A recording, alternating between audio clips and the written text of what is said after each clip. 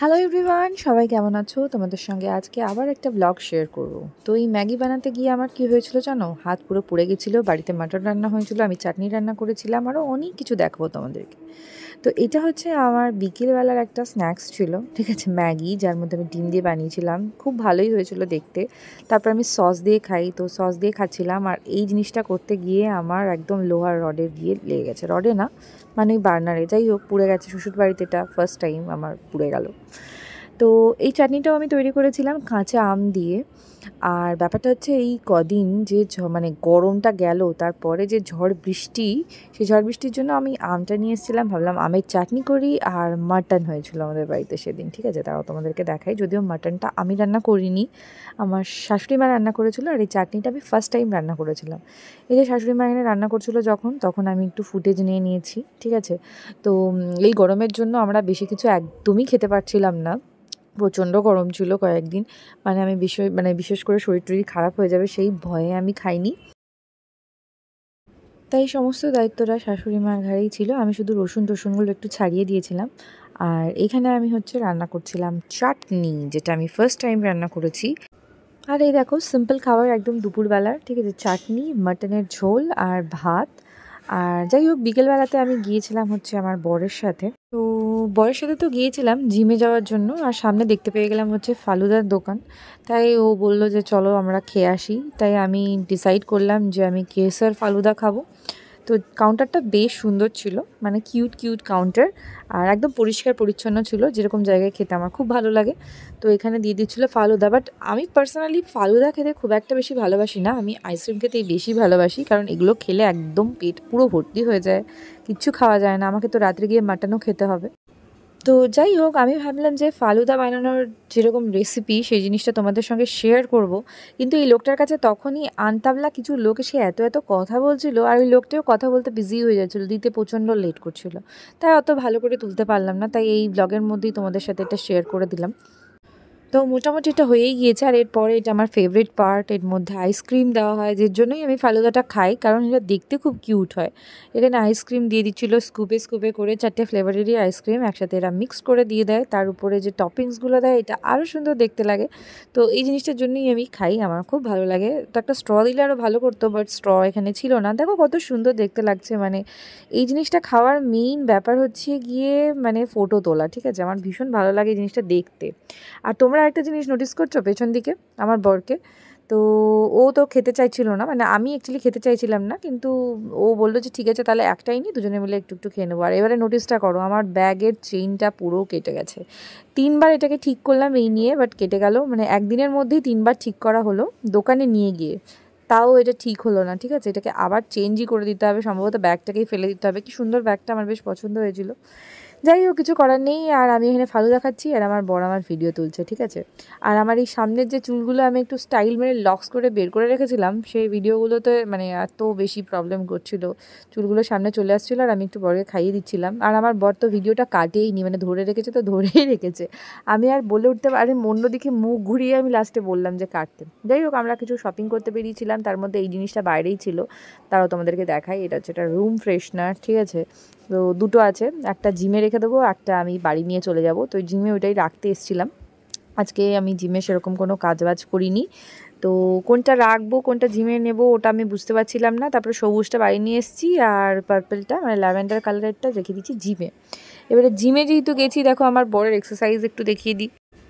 আমার বর কিন্তু যাই হোক না কেন এক্সারসাইজ খুব একটা স্কিপ করে না, প্রত্যেক দিনই এক্সারসাইজ করে, যদিও খুব বেশি ব্যস্ত না থাকে বা আমাদের বাইরে কোথাও না যাওয়া হয়। আর এই 200 কেজি ওয়েট মানে সেট আপ মারাটা কিন্তু ভীষণ টাফ, এটা অনেক ওজন ছিল, মানে মানুষ ধরে তুলতে পারবেন না চট করে। যাই হোক, যেহেতু আমার বর এই প্রফেশনের সাথে যুক্ত, তাই এগুলো ও তুলতে পারে। তাও ওদেরও দেখো কতটা কষ্ট করে এগুলো তুলতে হয়, মানে সত্যিই ভীষণ স্ট্রাগল করে এই জিনিসগুলো করতে হয়। তো আগের দিন তো তোমাদেরকে জিমের ডিটেলস দিয়েই দিয়েছিলাম। তো যারা যোগাযোগ করতে চাও তাদের জন্য আবার আমি নাম্বারটা দিয়ে দিলাম। যারা ডেফিনেটলি ট্রেনিং নিতে চাও, জিম করতে চাও, শরীরকে ফিট বানাতে চাও, তারা ডেফিনেটলি এক্সারসাইজ করতে পারো। আমি এখানে আজকে অন্য কারোর ভিডিও তুলিনি, আমি আমার বরেরটাই তুলছিলাম এমনি। ও যখন এক্সারসাইজ করছিল, ন্যাচারালি ও সবাই থাকলে খুব একটা এক্সারসাইজ করে না, সবাইকে একটু হেল্প করার চেষ্টা করে, কিন্তু নিজেও যখন করছিল তাই আমি ভাবলাম যে তোমাদের সাথে একটু ফুটেজটা শেয়ার করে দিই। আর আমি নিজের খেয়ালেই তুলছিলাম ভিডিওগুলো। যেহেতু আমার বর পুরো ইন্টারন্যাশনাল চ্যাম্পিয়ন, তাই তোমরা কিন্তু ওর জিম করলে অনেক বেশি ফ্যাসিলিটিসও পেয়ে যাবে আর অনেক বেশি গাইডেন্সও পেয়ে যাবে, ঠিক আছে? তাই ডেফিনেটলি তোমরা ট্রাই করতে পারো। আর এখানে কিন্তু সমস্তটাই ন্যাচারাল তোমরা পেয়ে যাবে একদম। আর এটা আমার শ্বশুরমশাই আমার জন্য দিয়েছিল, আমার জন্য গিফট, ঠিক আছে? মানে আমি তো কোল্ড ড্রিঙ্কস খেতে ভীষণ ভালোবাসি, তো আমি তো এক্সারসাইজ না করে এটাই খেয়ে যাচ্ছিলাম। আর এই যে এদিকে বর আরও এক্সারসাইজ করছে, এদিকে মানুষজন এক্সারসাইজ করছিল, সেটারও আমি একটা ফুটেজ নিয়ে নিয়েছি একটুখানি জাস্ট। আর বরের এক্সারসাইজটাই মেনলি আমি তুলছিলাম। আর যখন আমি ছবি তুলি তখন তো এক্সারসাইজ খুব একটা করে না, তাও আমি ফাঁক ফোকর থেকে ছবি তুলি। তো যাই হোক, সেটা নিয়ে আর বেশি কথা বাড়ালাম না। আর এরপরে জিম ছুটি হয়ে যাওয়ার পরে আমরা দুজনে মিলে বেশ গল্প করছিলাম, ঠিক আছে? আর তোমাদের সঙ্গে এই জিনিসটা কীভাবে শেয়ার করবো বলো তো, যখনই আমি ভয়েস ওভার দিই আশেপাশের থেকে আওয়াজ হয়, ঘরের ভেতরে শুরু করে বাইরে, এসি চলুক যাই চলুক সবসময় আওয়াজ হয়, নাহলে আমাকে মাঝরাতে এডিট করতে হবে। মানে আমি কি করব, কাউকে আমি চুপও করাতে পারি না, আশেপাশের আওয়াজও চুপ হয় না, সবসময় কথাবার্তা চলতেই থাকে, তাই এডিটও আমার করা হয় না। মানে আমি এই জিনিসটা কী করব, মাইক আনলে কি জিনিসটা সমস্যার সমাধান হয়ে যাবে? তোমরা আমাকে বলো। আর আমার বর এখানে কী করছিল তোমরা কেউ জানো? আমার বর শাহরুখ খানের গান দেখছিল, আর তাই দেখে তার এরকম মানে অ্যাটিটিউড ভাবভঙ্গি চেঞ্জ হয়ে যাচ্ছিলো। মানে ও নাচ করে লিটারেলি এরকমভাবে। ভাবলাম আজকে বাইরে বসে এডিট করব, আর বাইরে বসে এডিট করতে একদিকে কুকুরের ডাক, একদিকে আশেপাশের লোকের চিৎকার চেঁচামেচি, আর এদিকে ট্রেনের আওয়াজ। মানে আমি তোমাদেরকে ইচ্ছে করেই এই ভয়েসটা কাটলাম না। আর আমার বর শাহরুখ খানকে দেখাচ্ছিল, শাহরুখ খানকে দেখো। সত্যি মানে এই যে শাহরুখ খানের কত বড় ভক্ত তোমরা জাস্ট কল্পনা করতে পারবে না। ও শাহরুখ খানকে দেখে ঠিক লিটারেলি এরকম করে। এই ভিডিওটাও তোমাদের সঙ্গে আমি পরে পারলে রিলসে শেয়ার করে দেবো। আর ট্রেনের আওয়াজটাও তোমরা শোনো, কী আর করা যাবে বলো তো? তোমরা নেহাত খুব ভালো, তাই আমাকে এই সব জিনিসের মধ্যে অ্যাডজাস্ট করে নাও। তো থ্যাংক ইউ সো মাচ। আর যারা যারা ফেসবুকে আমাকে ফলো করছো ডেফিনেটলি আরও ফলো করো, আরও লাইক করো, কমেন্ট করো, শেয়ার করো। আমার ভিডিওগুলো তোমাদের কেমন লাগে ডেফিনেটলি জানিও। আর কীরকম ধরনের ভিডিও তোমরা দেখতে চাইছো সেগুলো পোস্ট করো। আমি অনেক অনেক বেশি খুশি হচ্ছি তোমাদের রেসপন্স দেখে।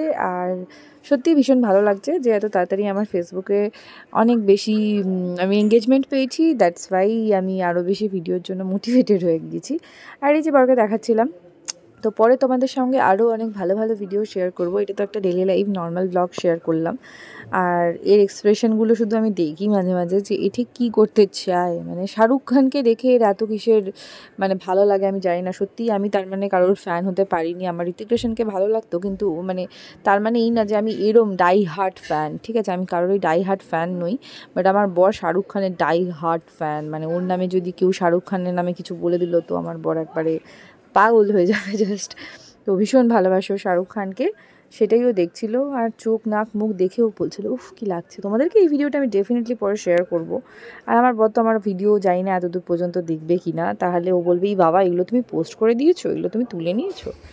যাই হোক, চারিদিকের আউট নয়েসের জন্য আমার মাথা একদম গরম হয়ে যায় আজকে। এমনিতেও অনেকগুলো কারণে বেশ মাথাটা গরম হয়ে আছে, আমার বর বা ফ্যামিলির জন্য নয়, বাইরের লোকের জন্যই।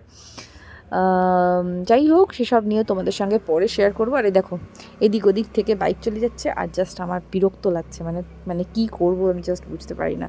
তো এই ভিডিওটা আমি এখানে আর কন্টিনিউ করিনি। এটা আজকে সকালবেলা বাড়িতে গিয়ে তো আমি মাটন খেয়েছিলাম, যাই হোক সেটা আর ভিডিও নেওয়া হয়নি।